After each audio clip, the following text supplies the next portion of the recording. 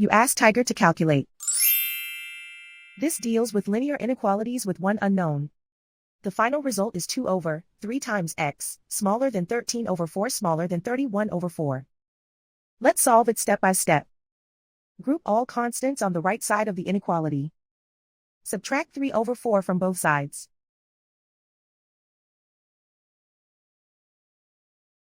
Group like terms.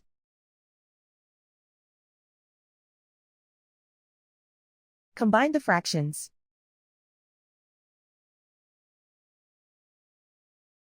Combine the numerators.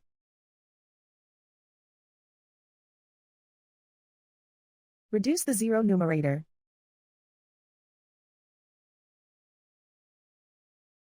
Simplify the arithmetic.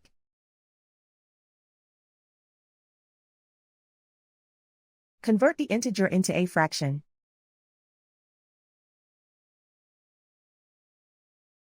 Combine the fractions.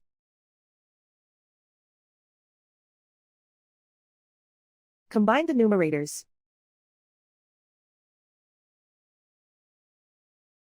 Plot the solution on a coordinate grid.